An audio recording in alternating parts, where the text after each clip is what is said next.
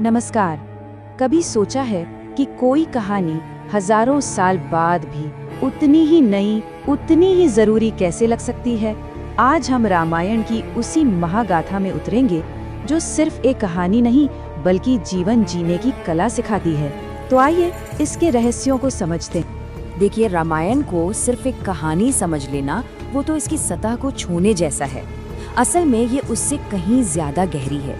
ये एक तरह से आचरण और नैतिकता के लिए एक गाइड है जो हमें सिखाती है कि एक आदर्श जीवन कैसे जिया जाए और सही और गलत के बीच का फर्क कैसे समझा जाए। तो आइए इस गाथा की शुरुआत करते हैं इसके सबसे पहले और शायद सबसे गहरे सबक से।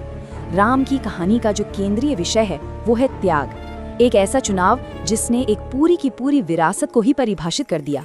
जरा सोच कर देखिए, जिस सुबह किसी का राज्याभिषेक होना हो, पूरी तैयारियां हो चुकी हों और उसी सुबह उसे सिंहासन की जगह 14 साल का वनवास मिल जाए। श्री राम के जीवन में यही नाटकीय मोड़ आया जब राजमहल की शान शौकत की जगह उन्हें जंगल का रास्ता चुनना पड़ा। अब ये त्याग कितना बड़ा था, इसे समझने के लिए हमें बस एक पल के लिए खुद से पूछना होगा। हमारी तो एक छोटी सी चीज भी खो जाए तो हम कितने परेशान हो जाते हैं, है ना? और यहाँ तो बात एक पूरे राज्य को बिना सोचे त्याग देने की थी। और कमाल की बात तो ये है कि उन्होंने ये सब कुछ बिना किसी सवाल, बिना किसी शिकायत के मान लिया।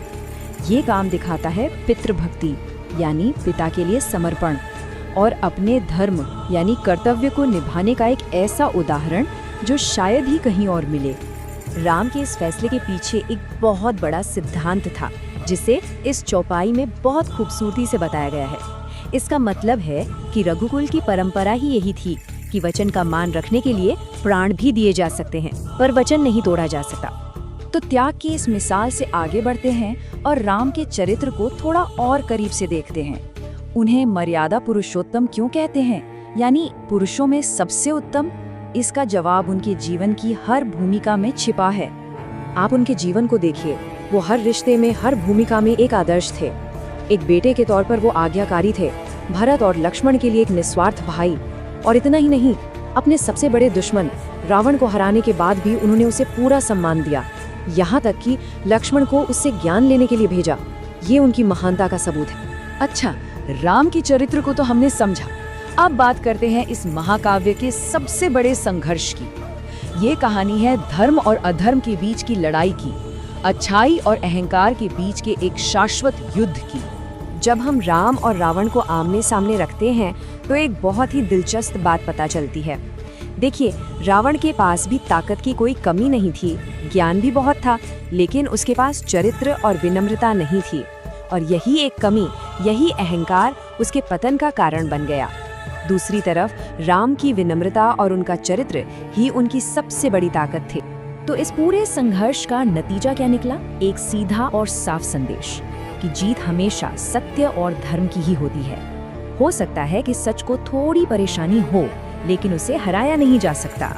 पर सवाल ये उठता है कि हजारों साल पुरानी इस कहानी का आज की दुनिया में क्या काम? अच्छी बात यह है कि राम के आदर्शों को जीने के लिए हमें जंगल जाने की जरूरत नहीं है। हम उन्हें अपनी आज की जिंदगी में भी अपना सकते हैं। सिर्फ 3 आसान लेकिन बहुत शक्तिशाली कदमों से हम श्री राम के मूल्यों को अपनी जिंदगी का हिस्सा बना सकते हैं। पहला, अपने माता पिता का सम्मान करें। दूसरा, समाज के जरूरतमंद लोगों की मदद करें, बिल्कुल वैसे ही जैसे राम ने केवट और शबरी को अपनाया था। और तीसरा, अपने अंदर के लालच को जीतें। और जब हम इन कदमों पर चलना शुरू करते हैं ना, तो असल में हम अपने ही जीवन की सबसे बड़ी और सबसे पवित्र गाथा लिख रहे होते हैं। तो अंत में बस एक बात याद रखनी है, सच्चा धर्म मंदिरों या मूर्तियों तक ही सीमित नहीं है, वो हमारे रोज के व्यवहार में, हमारे कर्मों में झलकता है। अगर हम राम जैसा धैर्य और लक्ष्मण जैसी निष्ठा अपने जीवन में ला सकें तो समझिए जीवन सफल हो गया। तो चलिए हम आपको इसी एक शक्तिशाली विचार के साथ छोड़कर जाते हैं कि राम केवल एक नाम नहीं है, राम एक विचार है। ये एक सोच है, एक जीने का तरीका है जो हमें हमेशा सही रास्ते पर चलने की प्रेरणा देता है। एक ऐसा विचार जिस पर हम सभी को सोचना चाहिए।